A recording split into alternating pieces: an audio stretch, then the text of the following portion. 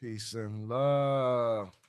Peace and love. Hey, we on episode 3 of Cracking the Code. Grand Sheik hosting with Sister Ranisha Ill, all the way from Milwaukee. How you doing, sis? I am good. How are you today? All is truly well.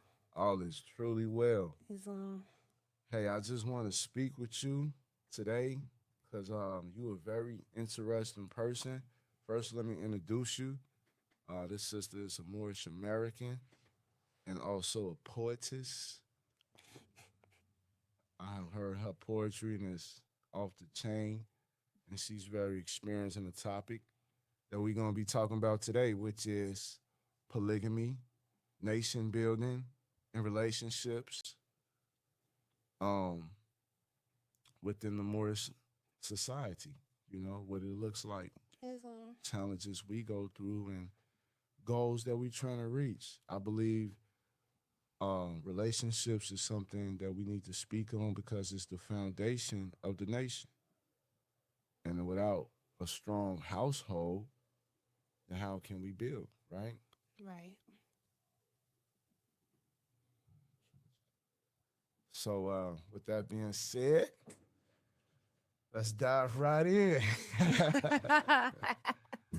Okay, let's do that then. All right, it's nice to have you. Is Um, yeah, so let's just get a quick little introduction of you. Some of your talents and things that you want to let the world know that you have. You know what I'm saying? All right. Well, you did a chunk of it, but I can run it back. My name is Sister Ranisha L. Faithful Moabitis of the Moorish Science Temple of America. I'm from Milwaukee, Wisconsin. I'm also a licensed esthetician in my city, so I specialize in skin correction and full body waxing. Okay, that's what I like to hear. See, that's what I'm saying. See, that's important skills. Like esthetician. Can you expand on that? Like, what is that? So that's like I said, facials, body waxing. If you have issues with your skin, oily skin, dry skin, eczema, like flare ups, I also do chemical peels, skin lightening treatments, all that good stuff. Now that's very important to our nation, right? Because skin treatment and that's part of self care, self love, and that's that's something that we overlook, especially as men. Mm-hmm. So speak on that, like how important that is to our people in our nation. It's very important. There is a stigma that we don't need skincare or we don't need to wear sunscreen when that's absolutely not true. I mean, the sun does provide us with all of the nutrients that we need, but you also need to enhance that as well. Facts, Yeah. facts. So what is some of the like best things we should be doing for our skin? You need to change your pillows. Ooh, You gotta change those pillowcases, y'all. Change your pillowcases. Stop using towels to wash your face. oh, what should we use? So I like to use these little like sponges, or they have SD wipes, little disposable towels that you one and done. Oh, Um, and wash your face twice a day. Recommended. oh, okay, twice a day. Twice a day. So that's like morning and night. And you're supposed to have a full routine. So you're supposed to wash your face twice, moisturize. You have to put sunscreen on, serums if that's something that you need on your face. It's a whole. It takes me 20 minutes to wash my face every day. Wow. It's a whole thing.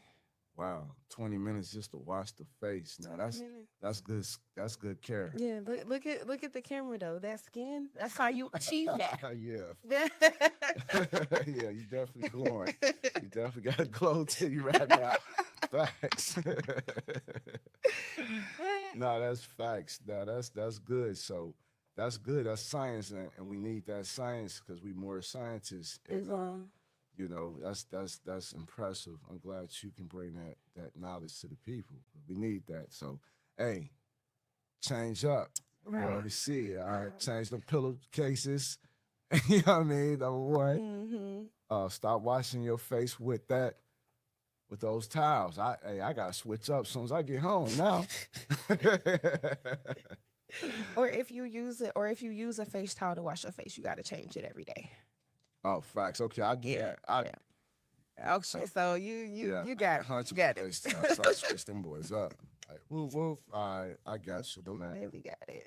All right, so let's dive into like your personal experiences, right? So, the big thing, the trend right now, especially with more men and men coming to consciousness, is polygamy. Mm. You know what I'm saying? That's the talk of the town right now. Like Yes, it is. all the brothers are saying, like, man, I want a second wife. You know, all the sisters are saying, they tired of brothers cheating on them. You know, this is my perspective, right? Mm. Um, I'm seeing a lot of sisters saying, oh, they tired of brothers cheating on them. You sisters been married for 20 years. You ask them why they divorced. Oh, he cheated, right? Mm. So is polygamy something that we can talk about? Like, have you experienced polygamy before? I have experienced polygamy in one previous Okay. situation. So it's like, I know I don't have an issue or a problem with it. It's just I know how I would want to do it the second time. You know how when you do something for the first time, you're like, oh, okay, that's cool. But the second time around, it's like, okay, boom, boom, boom. This is how. Mm-hmm. Yeah. So it really just has to be more order. Okay. Yeah. More order. Okay. So what type of order are you speaking on? So me, I would prefer to be like the first wife. Okay. And then you can assist your husband in the duties of life, and then you guys could look for another wife together. Okay. Like a lot of women have the stigma of the just the bedroom portion of it. But how I look at it, if I meet the girl from the moment that you meet her, you have more, I would say, I don't want to call it control, right? Because I don't think anybody has control in a relationship, but you really just have more input. You get to know the girl from the jump, and you could be like, okay, I like her. Or it's red flags that you would see that your man won't see because men are looking at how she looks or what the girl's personality is. But us women, once we have those type of conversations together, it'll help me determine if that woman is okay for not just my man but for us as a whole.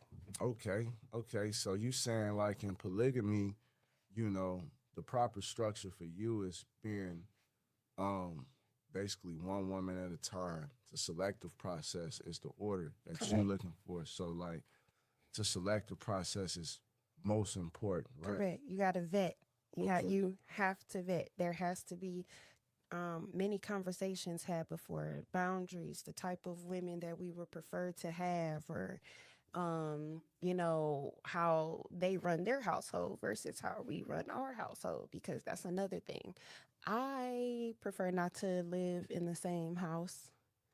We could be north, south, east, west. We all have our own individual bond with our man, and we come together when we need to. So, when we need to get the children together, if something happens and we got to put the brains together, when business and money comes into play, all of that can hone in together. But it's a better organization, in my opinion. Okay. Okay. So I see where you're going with that. Okay. So, Mhm. you know, so what is some of the things that you require like in a polygamous relationship from a man? I require him to be an absolute leader. Like, you gotta have a plan in action for us. You have to have a vision in mind for us because we have to be stationed. Mm. Okay. Every woman has a station, especially in polygamy. There may be certain things that she may be able to do that I may be able to do, and vice versa. And we got to figure out how, that comes to play together. Mm. He has to be smart. The Quran says, I can't quote it exactly, but man can have as many wives as he can afford.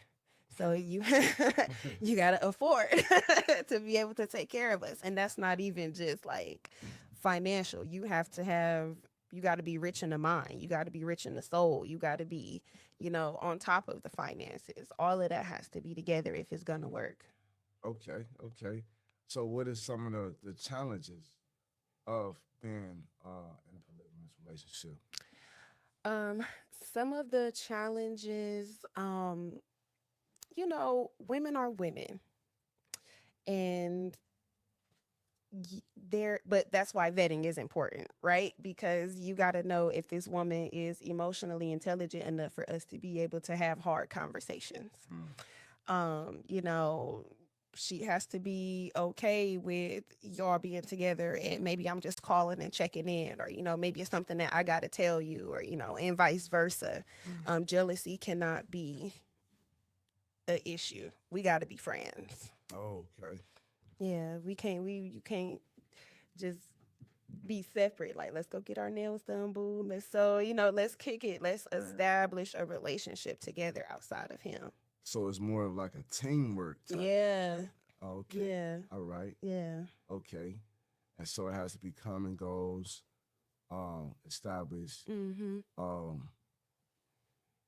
Nah, that's a lot of insight right there. Like, hey, yo, that's a lot to think about because, like you say, a lot of people look at it as sex, threesomes, things like that, right? They don't look at Yeah, but it's not that. I promise you, there are polygamous relationships and the women never touch each other.